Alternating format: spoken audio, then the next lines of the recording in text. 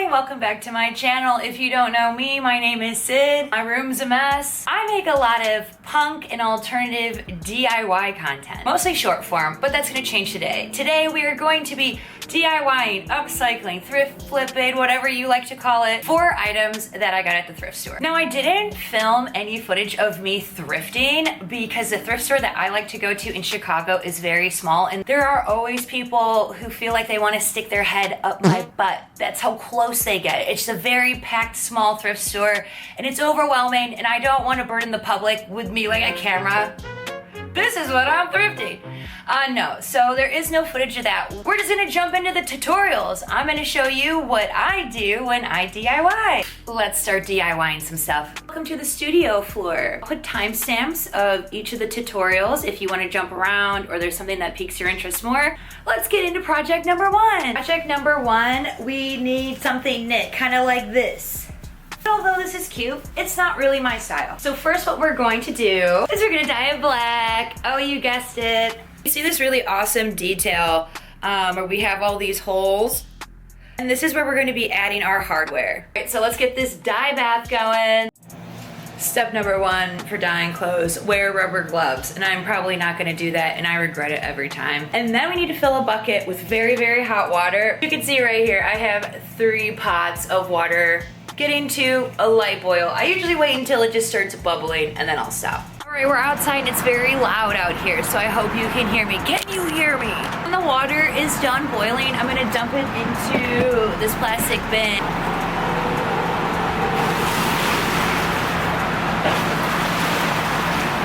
I have the piping hot water. Now we're gonna add the dye into the bath and give it a good stir. This is kind. I'm going to add a cup of salt and about a teaspoon of detergent. I only have these, so I'm gonna just try to squeeze some out.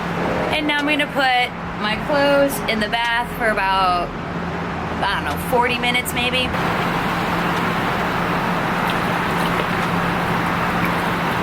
I changed my mind. I'm putting gloves on. I should do it the proper way. I'm gonna go remove the clothing out of the bin. I'm gonna put it in my tub and rinse it with cold water until the water runs relatively clear. And then I'm gonna put it in the wash and the dryer. We're gonna come back to this project, okay? While that's in the wash, let's get started on project number 2. I took my hat off because I'm running around and I was like,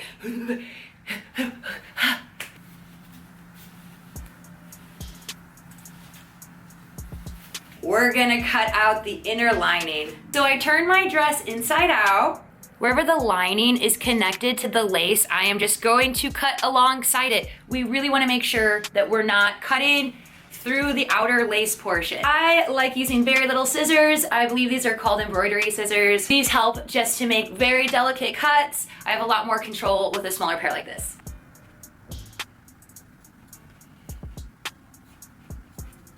And here's the finished look. Wow, this looks so much more interesting. And I get it, it's a bit revealing, but you could also wear a fishnet top or a mesh top underneath. This also looks really cool with pants. Also, shout out this necklace. Isn't that insane? That's so cool. All right, this project only took a couple minutes to do. Let's get into sublimation now. Before I show you what we will be sublimating on today, I do want to go over some of the rules for sublimation. It's actually very expensive to get started with sublimating. There's a lot of rules to follow, so I just want to kind of go over that if that is something that you're interested in. But I'm also going to give you an affordable option. So how you get started with sublimation printing is you need a sublimation printer. It needs to be an Eco Tank printer. What makes it expensive is once you put sublimation ink into this printer, you cannot use it for any other purposes. It only becomes a sublimation printer. And these printers can range anywhere from $200 to like $350. You could probably buy one used. You also need sublimation ink, which could be anywhere from like $20 to $30, and sublimation paper, which is another $20. It's also important to know that you can't actually sublimate on just anything. You can only use fabrics that are mostly synthetics. Ideally, something with like a polyester or a spandex blend, it needs to be at least 50% synthetic. So if you have something that's 100% cotton, sublimation is not going to work. It's going to wash out over time. Another thing to know is you can only print on fabrics lighter than the ink. You can't print on black fabric. There are ways around it, so if you are interested, I could do a whole separate video, but you have to use something lighter. So there's a lot of restrictions to sublimation, which doesn't really make it accessible and easy for everyday people to use. If all that sounds way too much for you, the easy solution is to go on Google and type in sublimation prints. Now, what you do with that is you just send in the files that you want printed, and somebody will print it and send it to you. And this could be as cheap as 80 cents. There's a lot of people on Etsy that sell sublimation prints, so check that out. You are going to need either a heat press or an iron. So this is the beautiful dress that I'm going to sublimate on. First, before we print, I'm going to measure the area of where I want my print to go. I'm going to be printing on the front and the back. Once you have the area measured, you need to make your design fit that area. You need to make sure that you mirror the image before you print so it looks backwards. Now I'm going to print this at my sublimation printer. Here is my converted printer to sublimate. This is the paper that you use. This is the ink that I use. I have my heat press over there.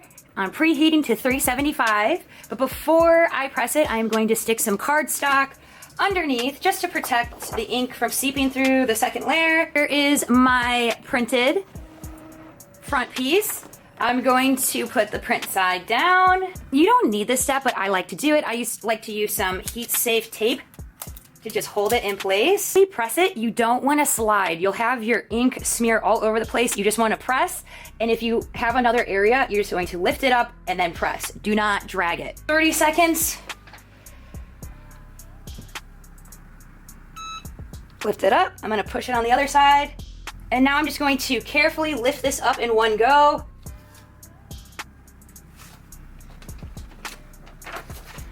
Ta-da! And we're going to do the exact same thing on my back piece. And let's carefully remove it. Ta-da! And here it is printed on. They say I gotta respect the system, but there ain't no respect in that system for me. Moving on to the next project, I'm going to add some patches to this purple and black striped turtleneck. At first, I was going to do TLC, which is a reference to Turnstile, but I think I'm actually going to do WAMS, WAMS, which is a tribute to Fall Out Boy. Fall Out Boy was the very first concert I saw when I was 10 years old. Like, black and purple stripes definitely gives me more Fall Out Boy vibes. On a music theme here, the last thing we made was a music lyric too. Okay, so I like this. I'm using stencils for this. These are just letter stencils. I'm sure you can get them at Michael's or Craft Store or Amazon or wherever. By laying out the stencils, one, I like the size of the square, so I'm just going to use that as my guide to cut out the squares.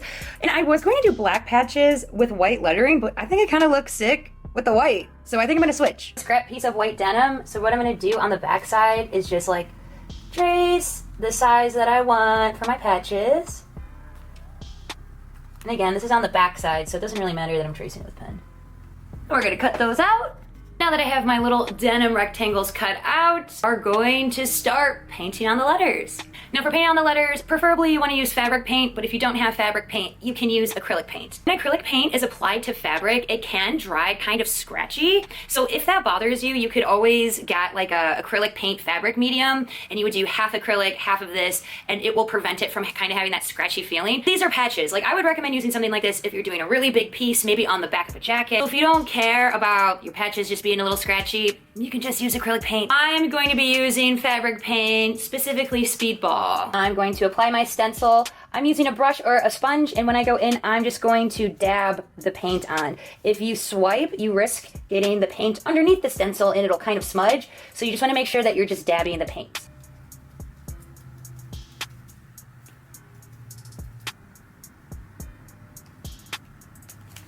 You see that, fam? That's pretty clean. That's pretty clean. And while those patches dry, let's talk about how we're gonna put it on the sweater. So for me personally, I am going to use my sewing machine and sew. I do wanna show you a really, really cool thing that happens when you sew with unfinished denim. You see here, this is called an unfinished edge. The fabric is fraying, and the reason why. So this is an old project I did. These are pieces of denim that I had sewed on, and as you can see, in the wash, and then when you throw it in the dryer, the edges start to fray up, and it creates this really cool texture effect. Now, if you don't know how to sew, don't worry. There are plenty of iron-on adhesives that you can get for putting on patches. They're relatively inexpensive and pretty easy to use. You could safety pin them on. And you wanna know how I used to put patches on? I would use like a heavy-duty hot glue. In all honesty, the hot glue isn't going to be durable long-term. After a few washes, the patch is going to start to fall off, but personally I never minded that because I would either glue it back on or I just put different patches on. That's why I liked it. It was never like fully permanent. Never underestimate the power of hot glue. And here is my Wham's patchwork sweater. I sewed it on, I added a few safety pins. When I throw it in the wash, it will fray up around here and have this similar effect. Let's get back to the first project. Remember I wanted to dye this thing black? Well, it came out gray, but that's all right. We're just gonna roll with it. Probably needs to be dyed a second time, but I'm cool with gray, to be honest. What I do for this one is where there are these holes, I am going to weave in and out a chain. Out of the other one, in through the next hole, out through the other one, all the way down. I attach the chain with 2 jumper rings just around one of the loops. And I just weaved it in and out all the way down.